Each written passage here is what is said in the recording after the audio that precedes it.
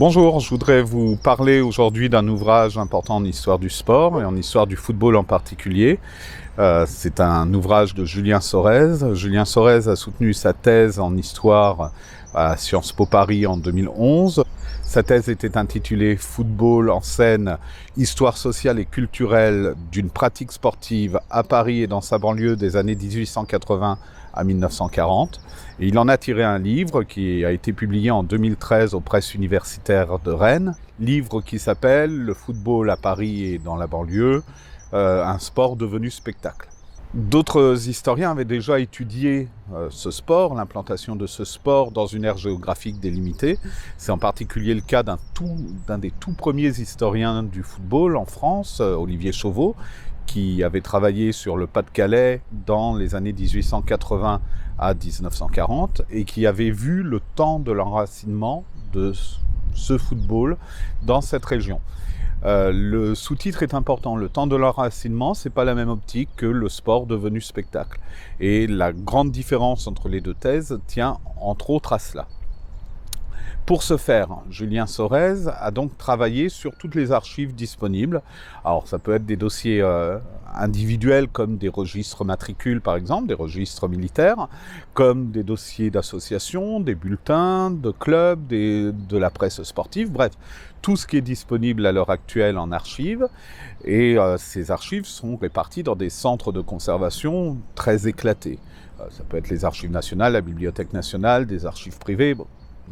Il a donc utilisé tout ce qui était à sa disposition pour faire ce livre, pour faire cette thèse. Une fois ce matériau réuni, Julien Sorez a découpé sa réflexion en 4 temps, 4 parties. Dans un premier temps, il étudie la naissance des clubs de football et en particulier le rôle qu'ont pu jouer les Anglais de Paris dans la diffusion de ce sport qui, je le rappelle, est un sport venu d'outre-Manche. Alfred Wahl a pu parler de greffe britannique. Donc, c'est l'objet de la première partie de l'étude de Julien Sorez. Comment ces clubs donc naissent et comment à Paris, dans un pays qui est très centralisé, on peut y voir là un foyer majeur d'impulsion de la diffusion de ce sport en France. Paris, en effet, semble être un maître étalon pendant plusieurs décennies pour la pratique du football. C'est à partir des clubs parisiens que l'on peut mesurer les progrès des uns et des autres à travers l'ensemble du territoire national. Cela change pendant l'entre-deux-guerres, surtout parce que le football est désormais popularisé, il s'est diffusé.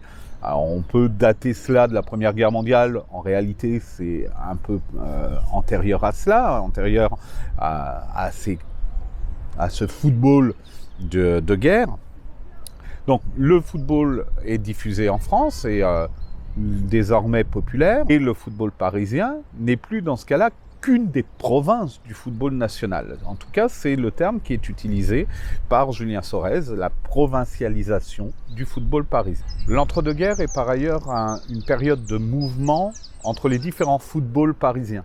On voit péricliter le football de patronage, qui avait pourtant été l'un des moteurs de la diffusion du sport à la fin du 19e siècle.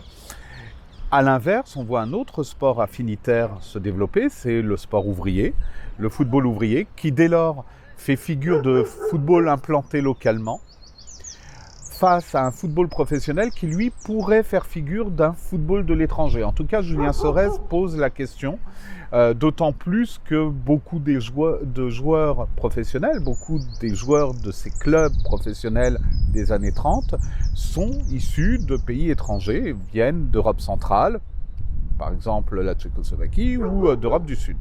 L'adoption du professionnalisme n'est d'ailleurs pas sans effet sur le football amateur parisien, puisque plusieurs joueurs quittent leur club, plusieurs joueurs de haut niveau quittent leur club pour rejoindre le monde professionnel. Et des clubs se voient ainsi vidés en 1932-33, lorsque le football devient officiellement professionnel, ou lorsque la pratique professionnelle devient légale, se trouvent littéralement vidés de leurs meilleurs joueurs, des clubs qui ont choisi de rester amateurs, comme le CASG par exemple, qui était un des grands clubs parisiens des années 20, ou le club athlétique du 14e arrondissement. Dans un deuxième temps, Julien Sorez s'intéresse à l'espace, au territoire du football, et essaye de comprendre comment le football se construit ses propres territoires.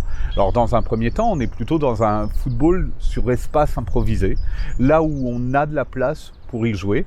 Julien Sorez utilise d'ailleurs une belle formule sur l'appropriation éphémère de l'espace urbain ou périurbain. Et c'est d'ailleurs l'occasion de rappeler, puisque nous sommes ici sur le parc Barbieux, que c'est également le cas dans d'autres périphéries du football français, dans d'autres régions du football français. Les premiers clubs de Roubaix évoluent au bout du parc Barbieux, là où il y a de la place, à la fin du 19e siècle. Donc c'est un football improvisé. Et finalement, le point de fixation des premiers clubs, ce n'est pas le terrain, c'est le café, là où est domiciliée l'association sportive, là également où sont rangées les affaires entre deux matchs ou entre deux entraînements, dans la réserve au fond du café. Et Julien Sorez y consacre quelques lignes particulièrement intéressantes. L'entre-deux-guerres, de nouveau, représente un tournant. Les municipalités prennent le dossier au sérieux, prennent le dossier des stades au sérieux, et on assiste alors à un véritable maillage territorial de l'espace de pratique, de l'équipement de la pratique sportive qu'est le stade. Dans un troisième temps, Julien Sorez s'intéresse davantage à une approche sociologique.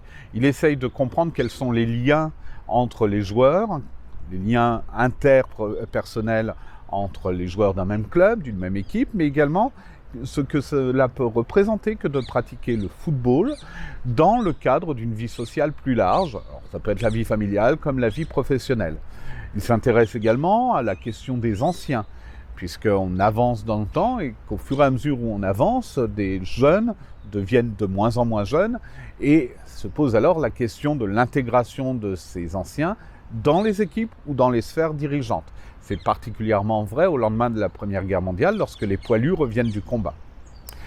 Enfin, il y a également la question de la communauté, du sport communautaire, voire communautariste, question qui se pose avec les provinciaux à la fin du 19e. On a les Bretons, on a les Auvergnats qui fondent leur propre association au sein desquelles on peut avoir des pratiques sportives, et qui devient de plus en plus prégnante au lendemain de la Première Guerre mondiale, avec non seulement la diffusion de ce sport provincial de Paris, de ces associations provinciales de Paris, mais également d'associations issues de l'immigration. Alors on avait les Suisses et les Anglais avant la Première Guerre mondiale, on a au lendemain de la Première Guerre mondiale des associations spécialisées, recrutant, encadrant les Tchécoslovaques, encadrant les Espagnols de Paris ou d'autres nationalités migrées.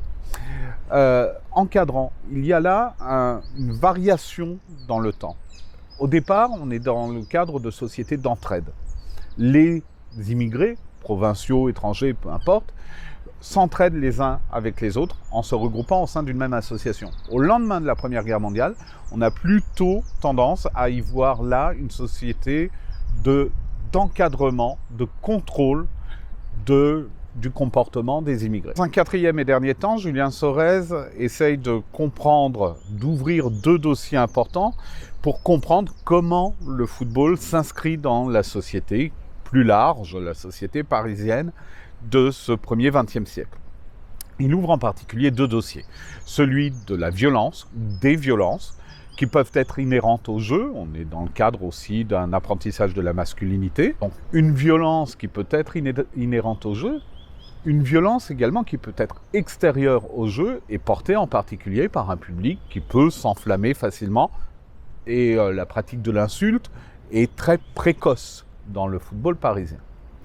Le deuxième dossier est un dossier qui peut être lié parfois à cela, c'est le dossier de la mise en spectacle, ce qui justifie d'ailleurs le sous-titre de l'ouvrage, de la version publiée de la thèse, la mise en spectacle avec ce que viennent chercher tous ces spectateurs lorsqu'ils viennent voir un match de football, mais également la construction du vedettariat, la mise en place d'une vedette du football, d'autant plus vivace que cette vedette, à partir de 1932, devient un footballeur professionnel et professionnalisé. Donc la communication, la médiatisation du joueur fait désormais partie du métier du footballeur. En conclusion, c'est un ouvrage majeur que que je viens de vous présenter. Julien Sorez revient sur une aire géographique qui est essentielle pour comprendre le football national, pour comprendre la diffusion du football dans une région qui n'est pas sa région d'origine, qui n'est pas une île britannique. Donc ça, c'est déjà un aspect important de la chose. C'est un livre qui nous permet de suivre des joueurs, qui nous permet de suivre des clubs, qui nous permet de suivre des stades, qui nous permet de suivre des questions et d'ouvrir des dossiers qui sont fondamentaux, qui encore aujourd'hui peuvent nous permettre de comprendre notre sport favori. C'est un livre qui est particulièrement bien écrit, qui est nourri d'annexes très importantes, qui clarifient le propos. Alors, ce sont des tableaux statistiques, des graphiques, des cartes. On a plein de choses qui nous permettent de suivre ainsi les propos de Julien Sorez. En somme, c'est un livre vraiment essentiel et qui compte dans l'historiographie du sport. Partagez, commentez, abonnez-vous, car enseigner, c'est répéter.